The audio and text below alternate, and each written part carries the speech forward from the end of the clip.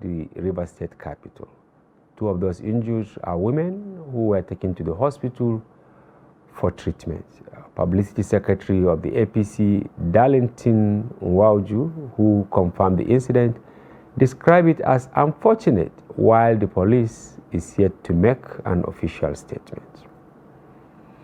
And on the program tonight, we'll be looking at issues around the collection and distribution of permanent voters' cards, the behavioral patterns of prospective voters ahead of the forthcoming elections in comparison to previous election cycles, as well as other issues in the polity.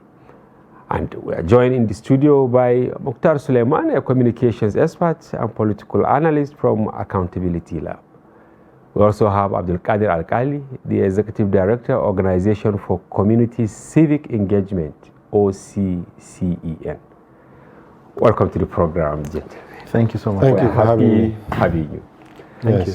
Happy New Year, by the way. I think this is the first time we're seeing this year. Okay. Yes, January is rounding up. Yes, January is rounding up. Yeah. Happy New Year. Happy New Year. All right. Viewers, will go on a short break, and when we return, the conversation commences. Don't go away.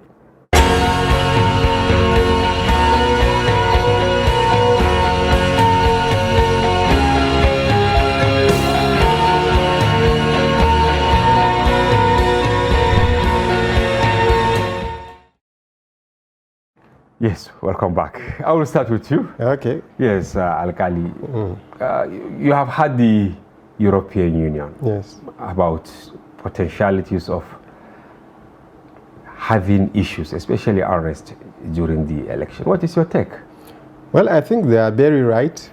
If you look at what is happening in the southeast, a number of times INEC infrastructure has been attacked and some of the non-sensitive materials has been destroyed. And I think that was the reason why Professor Mahmoud Yakubu just last week, he called on the Nigerian government to tip up security around the election issue, because if not, the only thing that can prevent INEC from holding election is the insecurity. And it is so alarming, because I know the kind of confidence he has about the electoral process, the way, you know, they build the system and make sure the election is going to be an integrity one. But the security concern, you can see his morale is getting a bit down, not as and usual. it appears that it is showing. When you see him on screens, you see that worry in him, agitation of sort. I don't know, Mukhtar, am I correct? Yeah, I think it is only natural that there is going to be this sort of issues about security. Election is a big affair, it's a grand affair, and on that day we are going there to seek to elect who we think is going to steer the trajectory of the country for the next 4 years. And of course people have stakes in it, so those people who have stakes in it, who are the active actors, are going to want to find one way or the other to see how they can cajole the system. So it's only natural that we're going to have this kind of tensions prior to the elections. It's okay. I think it's expected. But we also need to understand that security is not the job of security personnel alone. It is the job of even you and I who are going to go there that day to also cast a ballot, our franchise. Because we should not see policemen as entities of abstraction. These are humans who also have families, who have feelings, who can die, who don't want to die. Yes. They also want to live. So we also have to recognize that fact and see the humanity in them as well, and understand that their primary responsibility of being there is to ensure that there is sanity, and then the elections can actually go the best way they can go. The 2023 election is very integral to sustaining the democracy of our country. I've always said that Nigeria practices one of the finest forms of democracy, and for the past 23 years now, we've enjoyed that uninterrupted democracy, and we should ensure that we can actually protect that, because it's for you and I. Yeah. Each and every one of us, we need to play our role to ensure that this election goes without any form of tussle. My greatest fear since the campaign started is that there are violent actors among the pockets of each of the candidates that are running for. So they are this all office. not actually immune from. Yes, because now hitting my biggest worry is we all know that only one party and one candidate is going to emerge the president. If we're going to use the president as a benchmark Yes. here. So if that happens, what then happens to the other party? Are we going to accept the result? INEC has to do its part, and I think so far they've been doing their part to ensure that there's transparency in the system, that we understand the system. If people understand the system, there's high propensity for acceptability of the result post-elections. So let's do our part. Let's ensure that this election goes as smoothly as possible. Well, some people believe that the foreign entities sometimes they hit up the polity by their proclamations, declarations, and all that. But you can see from the what European Union said, that not having a sustainable election, free, fair, devoid of chaos, is actually a recipe for disorganizing the whole of West Africa. And Nigeria is now battling. Look at what is happening, as you rightly said, in the south. So how do you go about it? Is it that they should keep preparing to deploy both police, military, customs, immigration, and all that to militarize the process? Or how do we actually change the narrative ahead of the election? Well, I think this is the time that our intelligence agency needs to work look at very hard to make sure that, because militarized election is a problem. We don't want to see military and police, patronizing our election units. It's not good. It's going to maybe erode the confidence of some of the electorates. What they need to do is to make sure that they have good architecture that will manage the security affairs in the country, to make sure that voters can go out on election day to cast their vote without any fear or intimidation. Because even the high number of security operatives will serve like deterrence, right? I mean, to the electorate, not even to criminals. Exactly. That's to scare the electorate. That's the danger of it. But they can use their intelligence. Nigeria, we have all our intelligence. And then this underscores the issue of technology. Because if you deploy adequate technology, you have drones and all that, meaning people who will actually cause some problems, you will be able to identify them. Yes, surveillance is one way to go, which I actually would highly recommend. Another way to go, the problem with surveillance in a way is that we're running a closed ballot system. We don't want a situation where people feel like they are being policed all the way to where they can't steal their franchise. I do not have this detail exactly, but I know one of the new processes for the election, I think as prescribed by the Electoral Act, is there is a certain range where you can come in, no matter who you are. You can't come in with your security. Armed security there's a radius. There's a radius, meters, of certain, which is very far apart, which is good.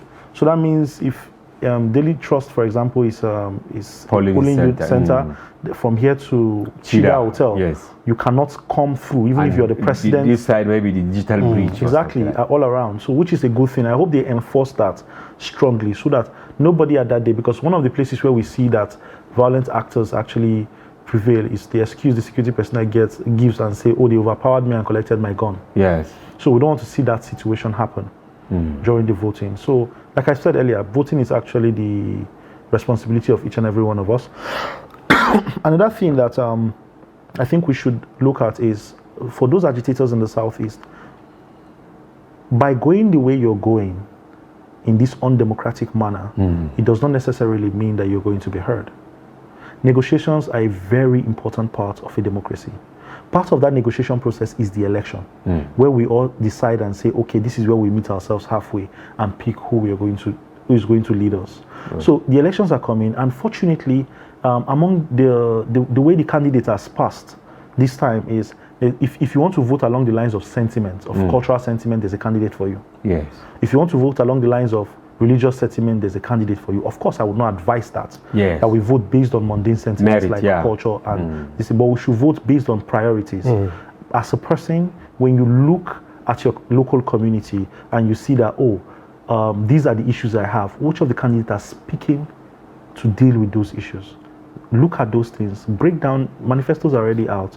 These people are doing media interviews here and there. There's the Chatham House interviews. There's the NESG one that is coming up very soon that they're going to be releasing very soon.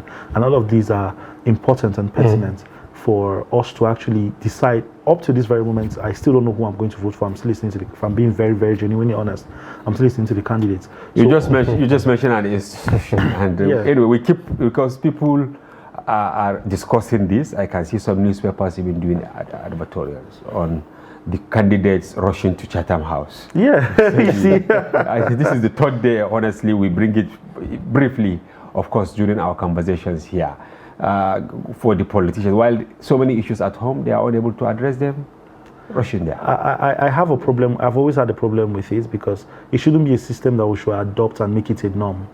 We want to see our politicians who are vying for office speaking to us from within the confines of the country, so we understand that they are actually very present. We want to see them on the local media. We want to hear them on the local radio. We want to read them on the local papers. When international news picks up their report, it should be sourcing one of our local media, because you cannot deny interviews for all of the local media existent in the country. These are the same media organizations that are going to be operational if you do win the presidency, either of the candidates. And then you've denied them during your campaign when you don't have the powers of the office of the president. What then happens? That means the function of the media, where it's supposed to bridge the people and the government, is going to be eroded. So we don't want to have that during the next administration. So I'm hoping that this Chatham House thing doesn't become a thing, like or not. Well, for me, I think it's a good. It's a good forum. It's a good forum for intellectuals to come and exchange ideas, and I appreciate what Chatham House does. I'm trying to be a member even myself, if I'm being honest. But it shouldn't. It's different from when you talk about internal politics of the country. This is a whole different conversation. It's not academic. Okay, Alkali? Well, I think for me, there is nothing wrong with that, because they have had a number of town hall meetings organized by Channel, Arise, and the rest. So they have given We're the also time. having hours. Some of them. So you can see it's an opportunity for them to also go outside to display who they are and what they are capable of doing on behalf of the country. So for me, I think it's a welcome development, because there are certain maybe questions, or some of the candidates, they are not compatible with some certain media organizations here in Nigeria. But is that an indictment on all of us? So maybe they consider that place as a neutral ground. Okay, but back to the European Union, they also raise concern about the BVAS, the bimodal accreditation devices. I am getting agitated. Yes. Why? Because serious stakeholders are actually kicking against this. Is this not really a recipe for constitutional crisis? Of course, it has been identified and recognized by the Electoral Act, right? Yes. INEC can use any technology to enhance their work. But here we are. The European Union, before European Union, Tinubu also spoke that he don't really believe in it. Abdullah Adamu, chairman of the APC, said same. And at the time, I think even the president alluded to some of the shortcomings of the BVAS or our technology to actually support it to provide credible election. Well, for me, I think the best thing that really happened to us on this Electoral Act is the BVAS. Thank you. It's the BVAS, because it's going to prevent the electoral malpractice and rigging. They have tested, and now they are going to have mock before the election to test it again. They mentioned issue of mock. So there is nothing wrong with using electronic devices here. Because Mukhtar, like European Union now, they said they had to reach areas. How are you going to cope? I think no matter what you're going to deploy, there's going to be shortfall. The question, let me use research terminology, when you put a margin of error for a sample population that you want to actually conduct a study with, depending on the level of positivity rate will determine which of the margin of error you should go with. Now, the question I'll put out to whoever is having issues with the BVAS will be, would you want the electronic system of capturing and electronic transmission of results? Or do you still want that analog means where if physical ballot is being moved from polling units to rec centers, results change? Because we know that is one of the ways that elections are rigged. So we have to, the BVAS actually is going to minimize the level, yes, the level, because we know, we've seen these things happen where it is when they are moving boxes that they will snatch them, yeah. This thing, we see that it changed, paper has changed from polling unit to rec centers. We don't want the same things this time. This time, you're captured, you're voting, you're counting, from there, it's uploaded. Should we start asking INEC the capacity of the batteries? Because this is where people are asking. Well, and then some people are saying maybe the thumbprint of some women. We've tested and this. all that. No, that is why there are alternative means to verify. It is not just one way. We are designing messages to send out to at the accountability yes, lab. Okay. At the lab to send out shortly before the election, trying to advise people don't do lally. Yes. Before you go to vote, don't do too much heavy makeup so that it's. But even at that, even if your thumbprint does not work, which is the first point, your face does not work, which is the second point. This next point is for them to enter your VIN number into the machine, which is, I think, to the best of my knowledge, which is the last but not advised. Okay. Not advised. This is on extenuating circumstances. So enter the VIN number into the machine. So that one is a contingency, but some people have started saying INEC should reintroduce that incidence form in the event that all these options did not work. No way. Oh no, there's no way. There's no way. There's no way all of the options will not work. Okay. There's no. I did not see that. I did not see that possible. The BVAS, I think, is not a perfect machine for the election, but most so they say they improvise it locally. Yeah. Yes, yes, and it provides a number of options. If it's not working, they can wait for another new BVAS to come in to replace the one that I am at Mandara Mountain. I covered election there. You know, where some of these communities you use donkeys to access them. In some places in Adamawa, you use canoes to get there. Is it that INEC should actually do like let me say body double or something like that, to have maybe for each unit they should have like two, just the way they have done the ballot papers, because they said they already have ballot papers like for the presidency. They have, you know, enough to just go for the run, and then for some selected or something like that. I don't know. Well, I think for record they should have one for a start. If it malfunctions, then they can bring one that will replace the other one, and so that the data can be transferred to the new ones. You know, if you provide they synchronize them, it will be have to. Mind you, they actually put out where I think I was reading an article where it said on the situation, I think it's even provided in the Electoral Act, if I'm not mistaken. I hope I'm not mistaken. Where it says that on the situations of places where there were extenuating circumstances as to why elections could not hold, the next day it will continue. Yeah, that's the provision. The next day. I still have some questions because our subject of discussion is actually a collection of PVCs, and I have some because there are some issues which I will ask. But what is your take, Abdul, on what happened in Port Harcourt today? Well, the bomb blast at the APC. It's very unfortunate.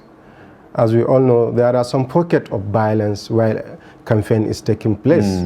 But we have not had the one that reached to the national space like this one, because bombing is so alarming. It can really, you know, depress people to see what kind of election are we going to have in 2023. Yes. So it's very alarming. Look at innocent women who went there to actually support their candidates. And this kind of display is going to trouble some of the voters that are yet to come on election day.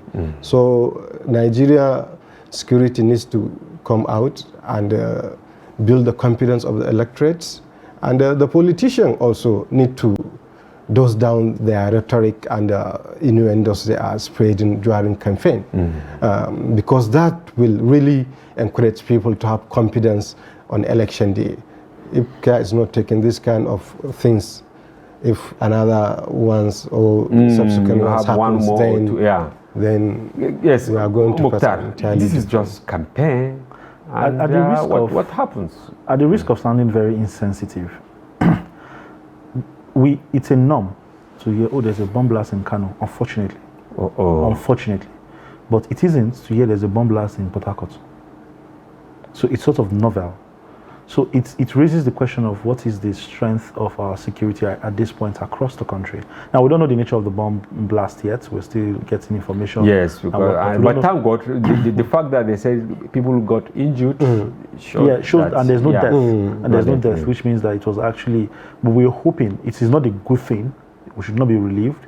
We should be agitated and angry about it. We should be angry rather than agitated even about it. Angry enough to push the security personnel to ensure that this does not happen again. The chief security of the state is the governor, as they all claim. He should do something about that to make sure that no matter what it is, because he has always promised that anybody can come to his state to come and campaign. Yeah. So live up to it. And sure that those because I read on Twitter and all that, you see people have started actually alluding to the fact that whenever an opposing party is heading to, another state, you tend to see some of these security breaches. So, what happens to issue of tolerance ahead of the election? Yeah, this is a challenge to Nigerian politics. People, they don't recognize that Nigeria is a pluralistic society. It's a society where we accommodate all persons, multiple political parties, multiple religion, multiple ethnic tribes, and people have every right to be part of any political party they wish to be. And we shall allow them to have the space, display their character so that people can buy into their idea or not, but not through this kind of, violence. So it's Nigerian politicians, they have to look inward to see what they are saying, because most of the time, the kind of language the politicians are using during campaign really, motivate this kind of criminal element within their supporters to take laws into their hand by starting attacking opposition, which is not good for our democracy. Very sad. Yeah. Very, very sad. Yeah, now to our subject of the day. What is your take at the lab? I mean, or as a person, the level of, people turning out to, claim their permanent voters card? Honestly, it has actually improved. It's better than I imagined it would be. Again, I hope I'm getting this right. I think about 60% collection rate. Last time I checked. Okay. About 60% collection. Across the country? Across the country, which is actually a good thing. The only thing I hope for is that translates to voting. Because collection is one thing. Now, if you disaggregate the number of people that are collecting, the question of why are you collecting comes to mind. Some people are collecting because they want a valid means of identification at the airport, or look at transport, or in the bank. Some people are collecting, or even while going home at night. Yeah, some people are collecting because it's a hip thing now to collect your PVC, because it sounds woke. Oh, I have my PVC. You do it on Twitter. Everybody like, oh yeah. Everybody praises you. But the question of, would you turn out for that inconvenience to go and vote? And if you look at how tricky the election is, what we are going into right now, I hope we do not get to have a rerun. But if we do eventually, one of our guests, I think yesterday or the day before, he said he's optimistic. He sounded, really optimistic that we are going to have a rerun. Honestly, I share the same sentiment. Personally, I feel like we might have a rerun, because for the first time in the history of Nigeria, we are going to have to evoke the part of the constitution where 25% spread has to become very obvious. And if you look at the way the campaigns are going, 25% spread is difficult. So we need to ensure, because of certain most people parameters around the politicians. Most people don't know this, that popular vote does not determine the winner of the presidential election. Yes. You have to have that 25% spread across the country. So that's one over 4 of the population per state across the country, or most of the states. I think 2/3, if I'm not mistaken. 2/3 of the states in the country. So if you don't have that, and this is the first time, for the very first time, because we have people who are claiming strongholds in different regions, yes, you have strongholds in different regions, but can you garner that 25% spread across the country? That's a question that we are going to be asking, and we have to look forward to that, because if that is not possible, then there has to be a rerun. So if there is a rerun, would the morale of people coming out to vote go down, or would it come up again? Because these are things that we need to put. We need to look at the behavioral part of most of these people. We need to look at the psychological influence to have. People are going to stand under the sun on the 25th to vote. For people like me that have to go to Kaduna to go and vote, I have to travel to another state to vote. And Alkali heading to where? Yeah. Kind of. You see? For most of us who have to go out to other states to go and vote, would we go back again to those states after the election? So now these are questions. These are things that we need to put into place, and we need to be ready for. Because like I've always said, the thing about election is that one of the beauty of democracy is that you have to suffer for the rigors of democracy. And one of the rigors of democracy is that we have to go stand under that sun once every 4 years and cast our franchise. Okay, well, I will come to you, but we will go on a break. Okay. Yes, viewers will go on a short break, and when we return, the conversation continues. Don't go away.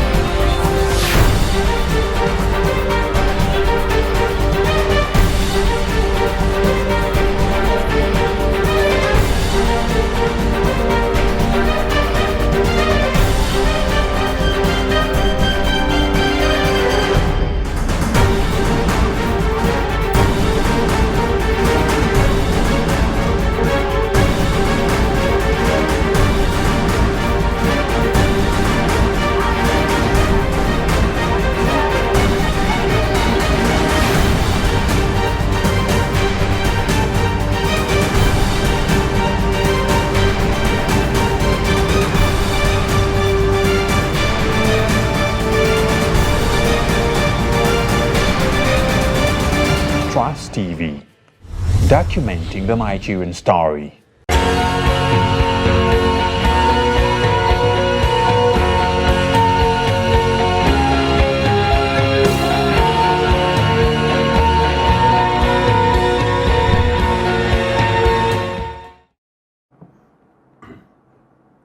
Welcome back. If you are just joining us, this is Daily Politics on Trust TV. Do well to follow the conversation across our social platforms on Facebook, Instagram, and watch us live on YouTube.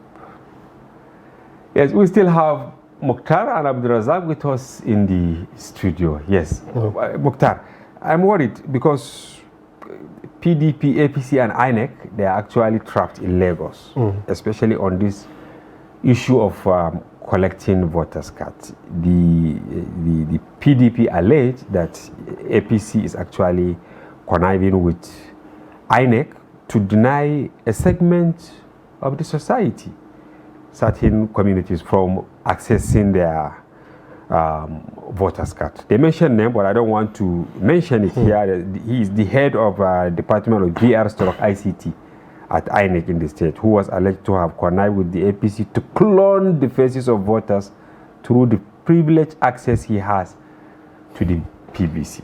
You know, at the beginning of the program, we made mention of some reservations by some people. Now, here we are in Lagos. They said that they have even started cloning the faces. I don't know. We will bring INEC here at a certain time. But what is your take? Because people are trying to actually discredit the process. Well, actually, this is very, very, if at all, I don't want to say if at all it happens, but it's a serious accusation. So INEC needs to come out clean and make their position about this issue. And at the same time, PDP, if they have the evidence on the ground, they can take this thing upward to INEC and even to court to challenge, not just to make it as a political statement in order to generate some sympathy from the electorate, because that is damaging the whole process, democracy in Nigeria. Assuming they said, okay, they are denying people, that is one thing. But now it's cloning. Yes, Mukhtar, Is it possible to clone the faces of people, you know, meaning to disenfranchise certain people and then transfer their this card is not that anybody will pay. Everyone actually is entitled to have it. I can't speak to the competencies of the technology, or let me say the detail, because I've not really done any form of forensic on that system, and I've not been exposed to any. But the one thing I can be sure of is, as the election cycle comes and as they're starting, there is going to be a lot of misinformation and disinformation out there. They are actors. I think during your opening statement, you mentioned something around the BBC reports on how people are being paid to peddle fake news. In fact, we're going to actually discuss that. Jump into that, yeah. So we need to be very wary of the kind of information we actually ingest and what we are exposed to, because it's very pertinent. We don't want a situation where, because of what they've peddled and targeted us with, our rationality around how we are going to vote or the trust in the system. In all honesty, INEC has been doing their part to explain openly and work, especially they've had a very good synergy with the CSO community. They've been very open, they've been very direct, they've been very frank in how they've been doing their dealings, which has actually created some level of trust in what systems and structures INEC has actually put in place. So if you come up with strong allegations like this, you need to be very well damn sure you actually have proof to actually back that up. And I think if the PDP does have tangible proof, it should be out by now. They won't be sitting on something like that. Exactly. The INEC responded today because the resident electoral commissioner in Lagos, Olusegun Abaje, I will quote him. He said, INEC has neither political affiliation nor inclination with any party in the state. Collection of PVC is based on a first come, first served. This is what he said. So how can INEC maintain its neutrality in this process to make sure that people are not unnecessarily dragging it? They are contending with pre-election matters, over 600 cases. If someone came here and said over 1,500 cases, but INEC chairman says 600. Now, even some of the technology they want to deploy are being put to test now by Nigerians. Well, I think the media here, they need to play their role by not taking any kind of story that is not verifiable, or the person that is telling the story doesn't have any evidence. If not, the media can now become a mechanism of spreading fake news and conspiracy theories, which is not good for the democracy. So I think if PDP, they have a case like this, they have to come out and make their position known and take it further. They can lodge a complaint. They can sue INEC and APC. Yes, Agbajo actually, he said INEC by model voter accreditations will not authenticate any clone PVC on election day. Yes, I think they've been saying this since from the beginning, that if for any reason you have two PVCs, just to put that in context, then you are actually going to be, if you don't report it and ensure that it is clarified, then you're actually going to be disenfranchised on that day. Because it's one person, it's supposed to be one person, one vote. You cannot have two votes, because then if you are going to have a cloned or a duplicated PVC, then that by implication is saying that you are one person that has two votes. It should not be the case. So of course, I think I support INEC for that statement, irrespective of how it's going to be. But again, like I've always stated, there's always room for margin of error. We are going to see, because this is the first time we are deploying this kind of technology on a massive scale. So there's going to be some pockets of issues. I'm hoping that those can be corrected by 2027, but not amplified too much to overshadow the large success that the BVAS is going to actually do for the general election. Because the engineers in INEC appear to be very ambitious. Because I read it yesterday, someone saying that they are coming up with technology to actually the body. The INEC chairman mentioned that. Use that in UK or the INEC chairman mentioned that in Chatham House and laughed. But anyway, I think I would assume that's a joke anyway, because the elections are too sensitive for that kind of this thing. But there's this popular adage where where I grew up, where they will say, "Now from clap, did enter dance." If we don't start from somewhere, we will not go to places. So of course, we need to start from now. The BVAS has been tested in Ekiti, the BVAS has been tested in Osun State, and it worked well. If it did not work well, before when we begin to see a lot of election court cases, election overturned, we didn't see that in the last two pre-season elections that we had. This is because even though we are still having issues in Oshun, but even at that, it's difficult to actually say there's any form of malpractice with tangible evidence because the technology was definite. So we are hoping that is the same thing that will happen. The only place where we're going to have issues on the day of the general elections or days preceding until the winner is called and the votes are collated would be if anything happens to the INEC website where the results are electronically transmitted. Yeah. So another thing that we need to do is to encourage candidates. You mentioned something earlier about areas where there are no internet or off-grid communities. We should encourage local members to find a way, because this is a self-driving process, to support the INEC staff and that the INEC must not produce everything, the generator. Follow them. In fact, even follow them to the local government headquarters where they might get network service and want to upload. Make sure that the result that they counted there at your polling unit is the same result they are going to upload on the PVC when you go home. Because we have to play our part to ensure transparency in this election. Okay, the INEC chairman mentioned mock. You started discussing it earlier. Is it really desirable for the mock, since they have actually used this in Oshun? But I think it was doing because it will give them opportunity to see if there are some lapses here and there. They can remedy it before the general election. Yeah. So I think it's a welcome development for them to have the mock exercise. And BBAS is just an upgrade of the card reader.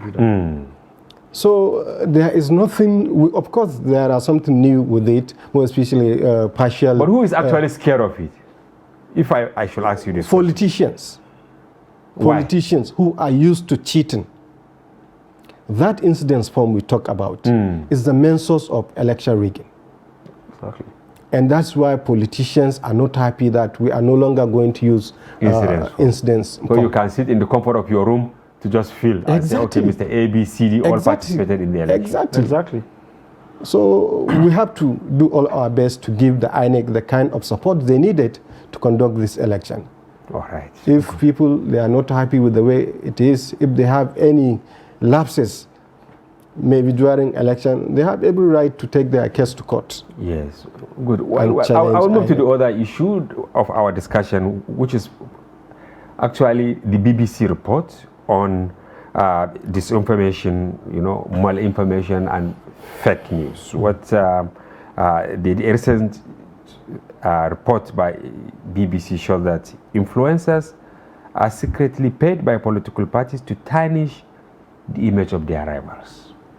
I think this is one of the problems I have with third-party advertisement. Let me call it that. Third-party advertisement. Okay. Which is when you empower somebody else to either sell you or anything else. I've always had a problem with that, especially in the field of communication practice anyway. But moving on into the context of politics, there is a level of idolation that goes into some of these people who call influencers, which shouldn't really be the case. Yeah. As it may be.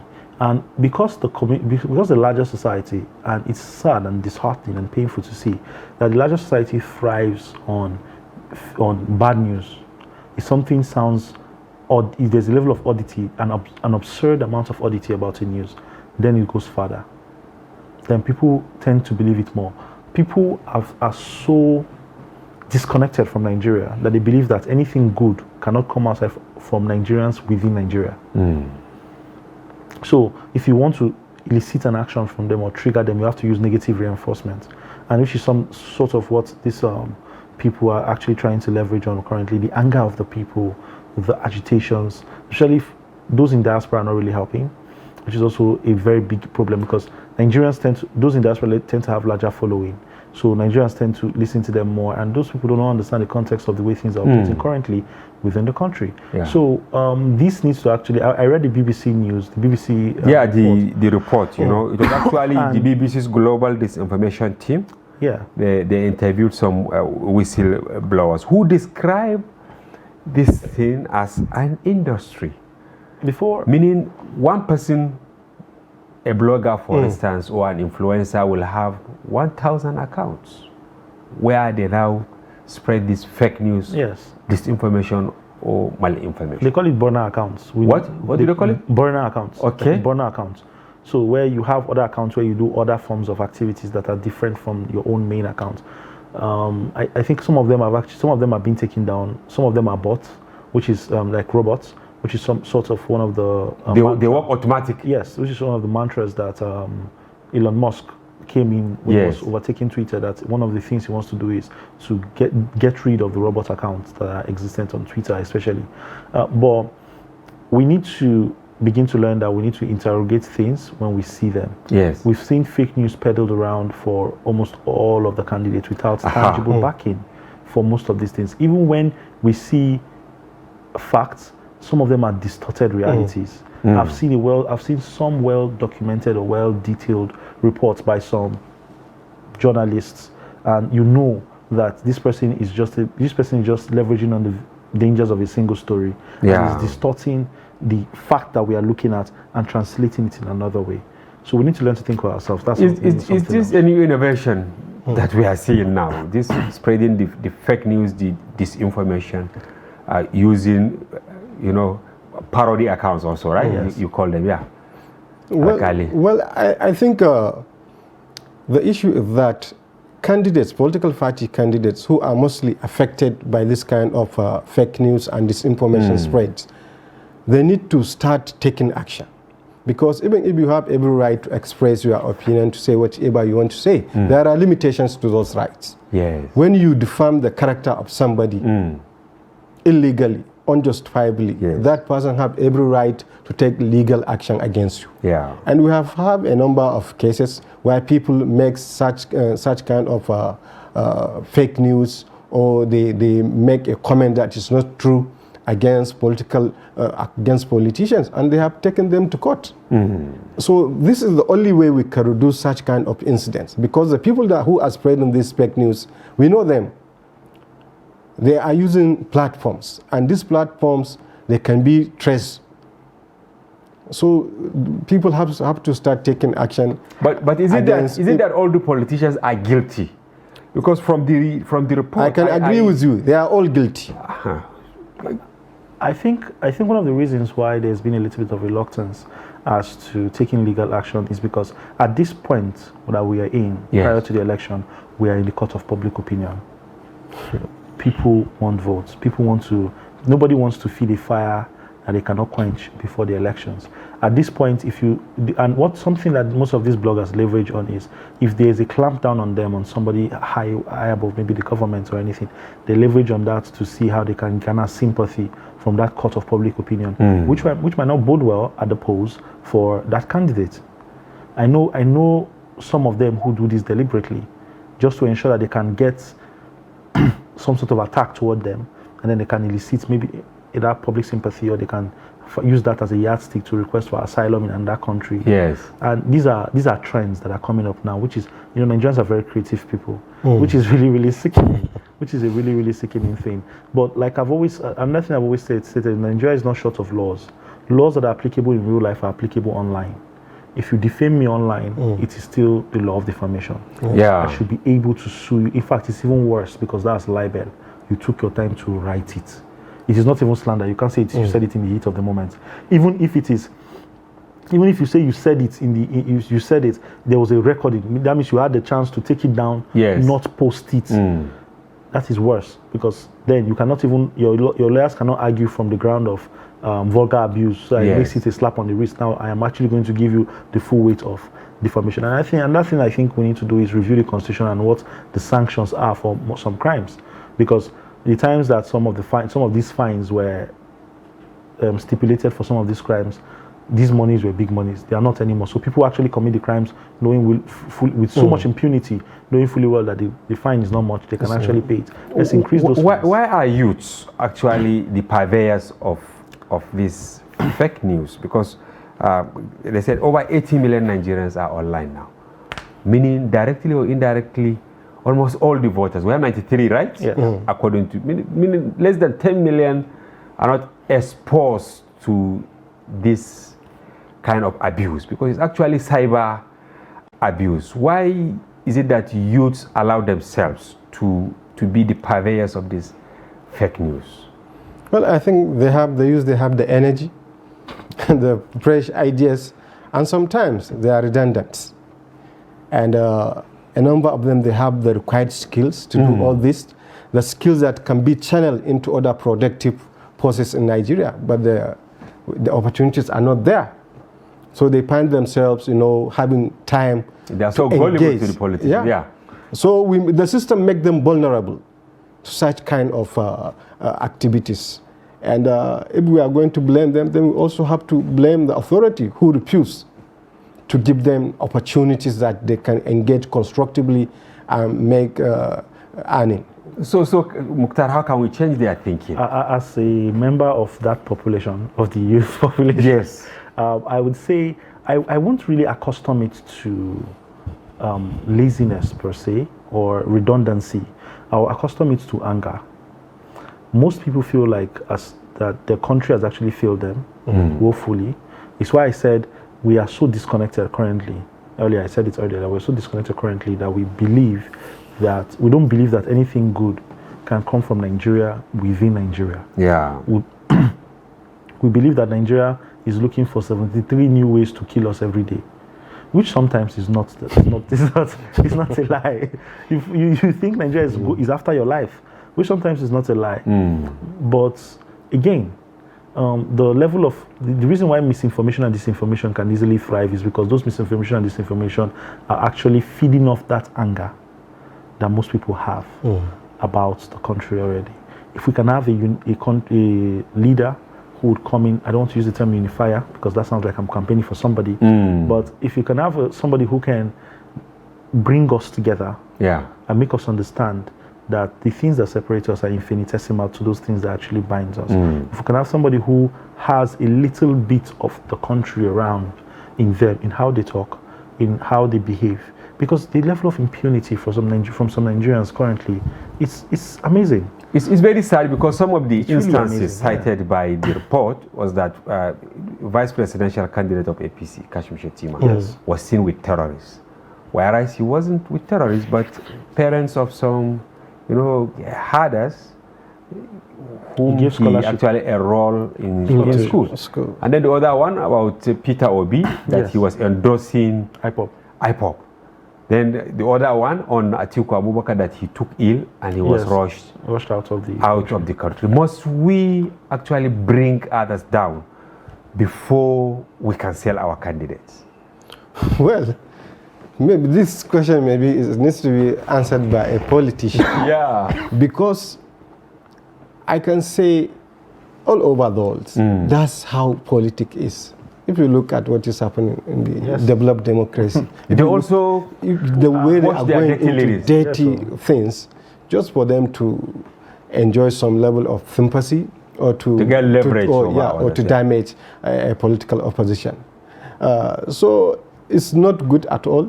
And politicians, I don't know why they are not taking action. As you said, maybe they don't want to overplug the whole things that may generate... Or they are all victims of what is happening. I mean, they are villains, right? Of what is happening. Exactly. So that's why sometimes they just move on.